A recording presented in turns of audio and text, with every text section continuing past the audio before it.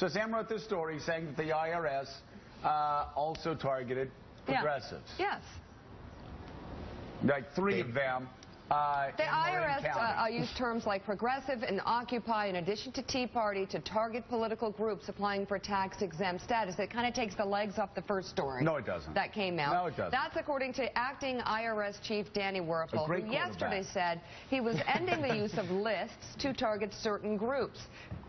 Werfel admitted the agency was using those lists as recently as May, almost 2 weeks after Americans learned about the scandal.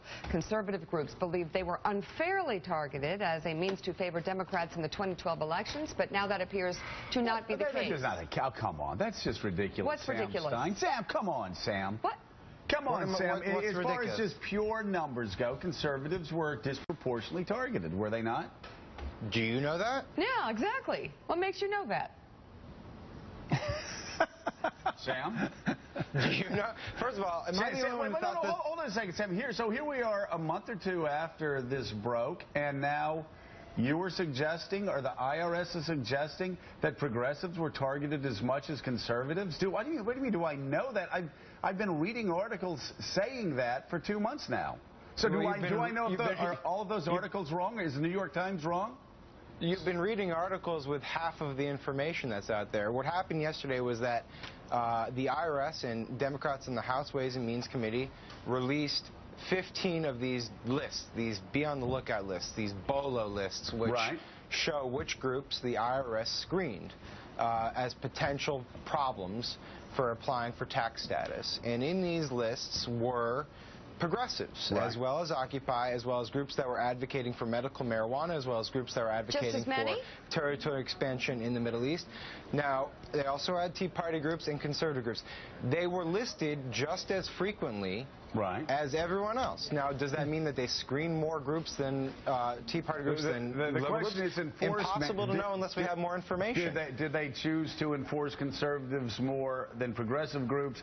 Every story that I've read in the New York Times, Wall Street Journal, Washington Post, Huffington Post, every other media outlet suggests that the enforcement was disproportionately focused, John Heilman, on conservatives. I think what Sam is trying to say, though, is that the story is evolving and we're gaining more information. Correct. And that's what we thought, what we may have thought, that those stories on the basis of the information that we had a month ago was what indicated what you're saying is true, but we're learning. We're talking about two separate things, though, guys. But, Joe, isn't it perfectly possible that a bunch of more conservative groups were applying for the status than liberal groups, and hence they were screened more? Two separate things.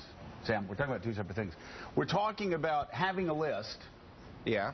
And then deciding how you were going to enforce what groups were on the list. Were there more conservative groups applying? You know, it's anecdotal evidence, but we heard stories again in most media outlets of conservative groups that had a conservative-sounding name that kept getting rejected, and then they changed it to a name that sounded like it was Environmental Protection Group, and they suddenly get approved within a week or two. So, listen, no, I cannot prove that Muammar Gaddafi is actually dead because I have not seen his corpse, but I've read the newspaper article suggesting that Gaddafi is, in fact, dead. Can we report that? Well, I haven't seen his corpse. Can we report the conservative groups were disproportionately targeted?